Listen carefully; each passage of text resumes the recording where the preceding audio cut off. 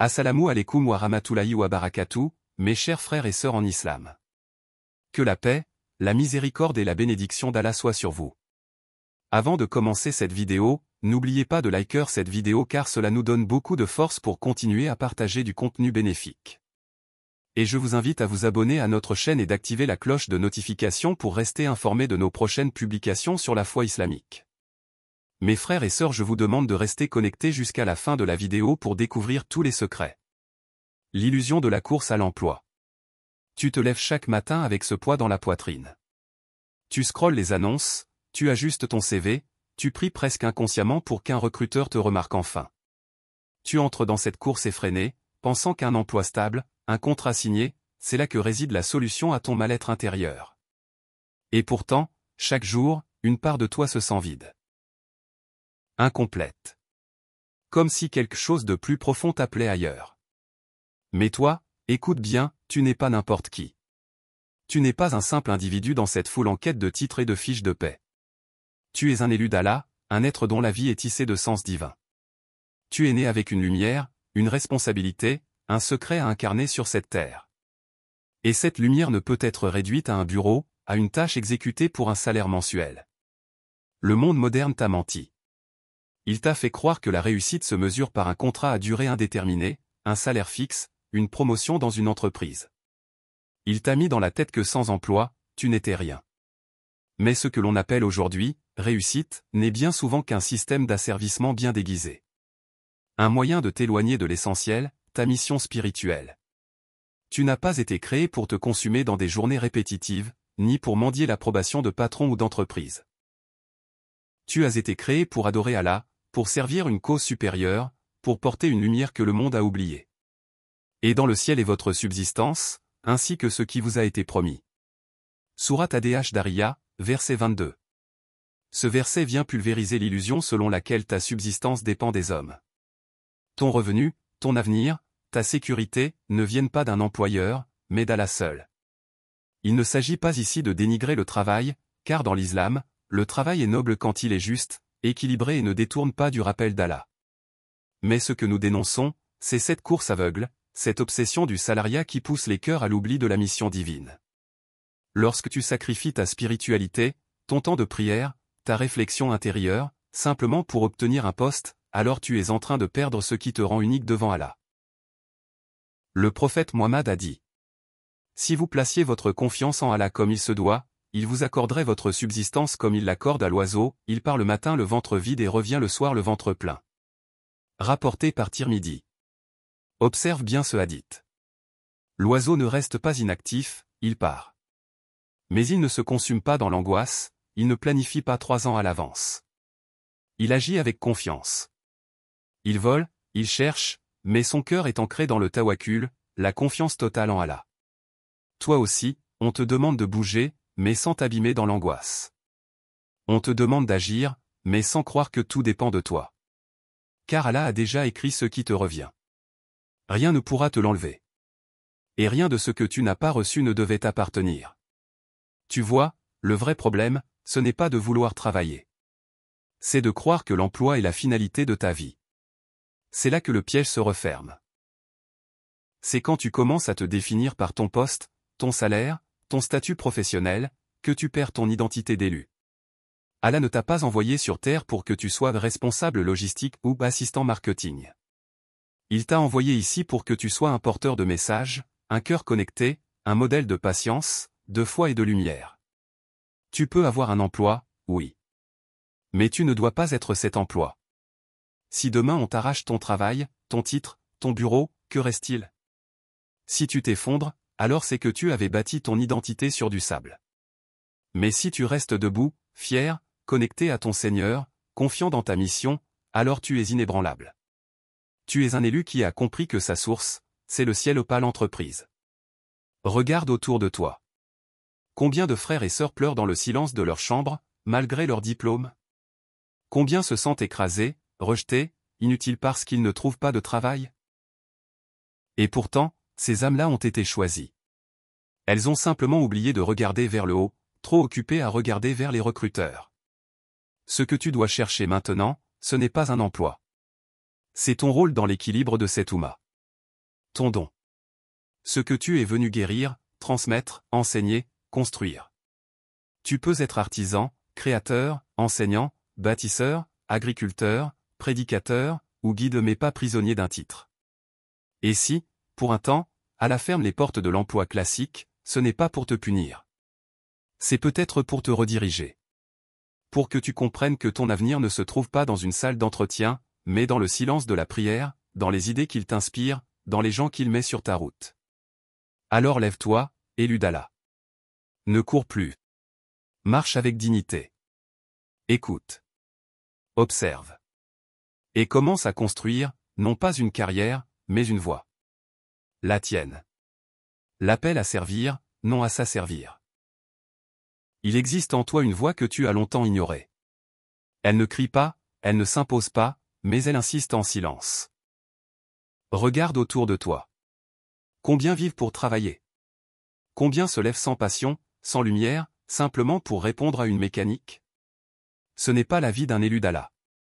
Toi, tu as été formé dans la matrice du Tawhid. Tu as été façonné pour proclamer l'unicité, pas pour te fondre dans la banalité. Le prophète a dit: sois dans ce monde comme un étranger ou comme un passant. Rapporté par Boukhari. Un passant ne s'attache pas à la décoration du lieu.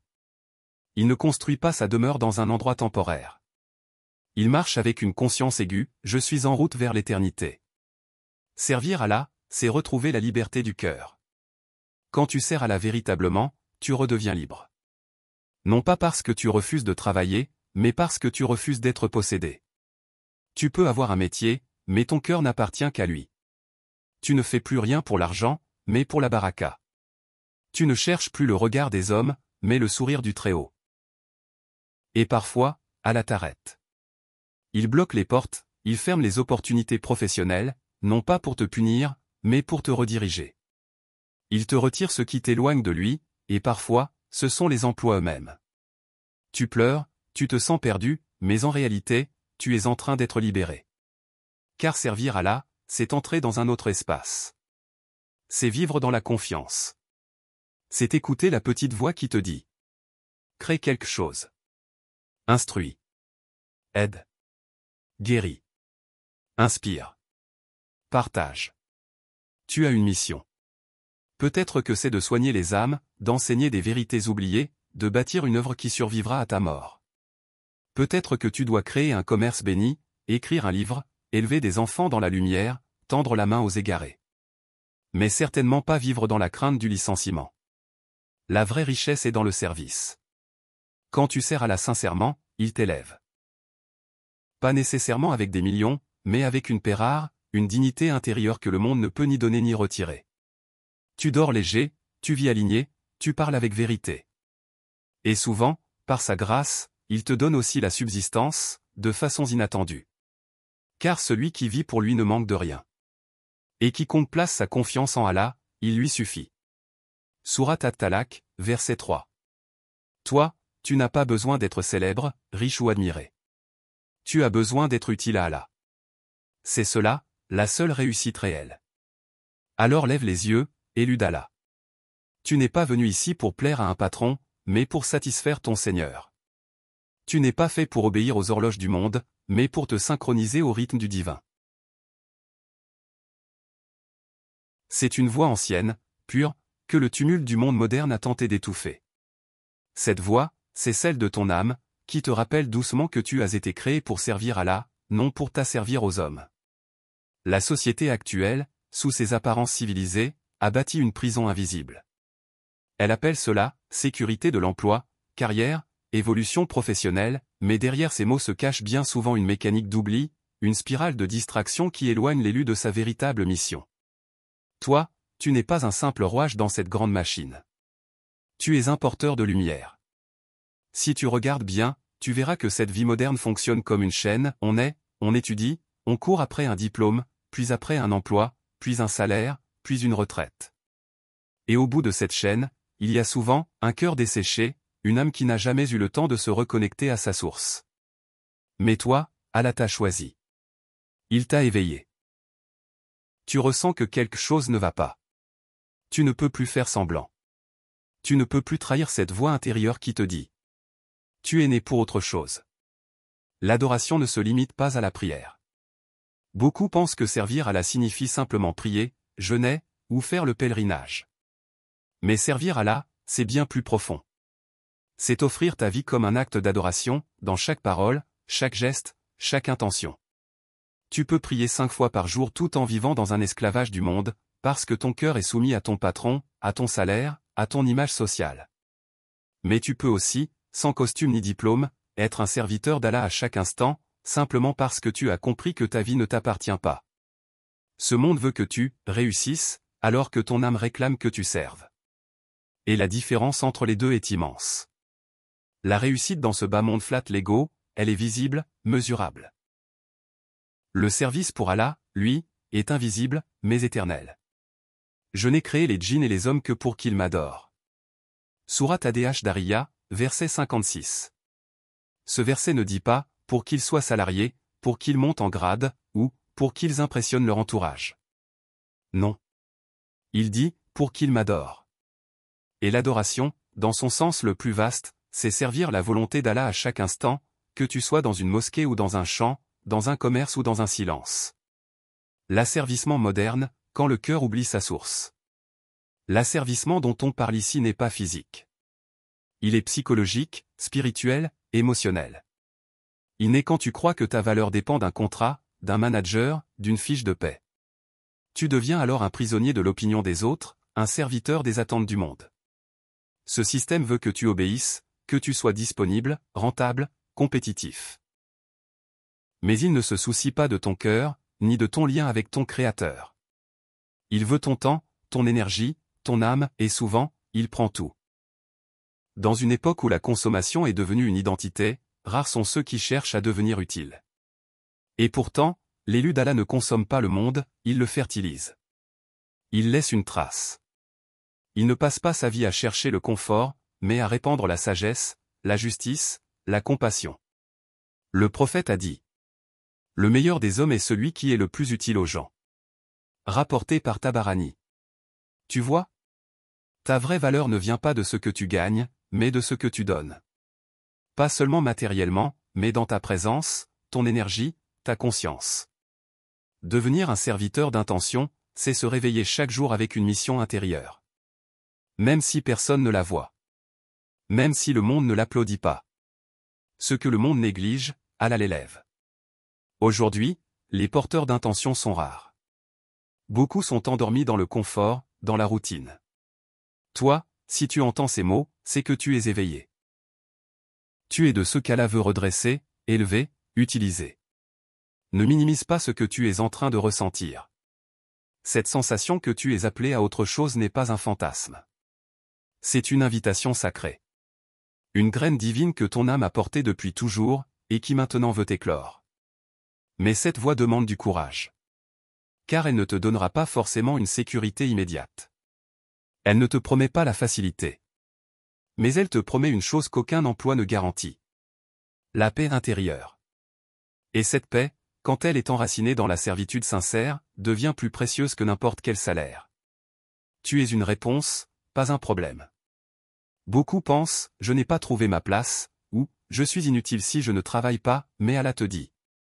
Tu es une réponse à un besoin que j'ai placé sur terre. Tu es là pour enseigner, pour soigner, pour apaiser, pour bâtir, pour éveiller. Mais tout commence quand tu acceptes de te détourner des définitions du monde, pour embrasser ta vraie mission. Cette voie que tu dois choisir, ce n'est pas un emploi.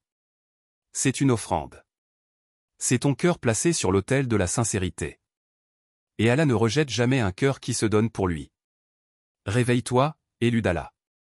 Tu as été formé dans l'invisible, nourri par la lumière, protégé malgré tes fautes, et appelé malgré tes doutes. N'ignore plus cet appel. Ne perds plus ton temps à chercher un emploi si ce dernier nourrit ton ventre mais affame ton âme. Recherche plutôt cette voie qui, chaque jour, te connecte à ton essence. Cette voie où tu sers, et où en servant, tu te retrouves. Chers frères et sœurs en islam, n'oubliez pas encore de liker cette vidéo et de vous abonner sur cette chaîne. Que Allah vous bénisse.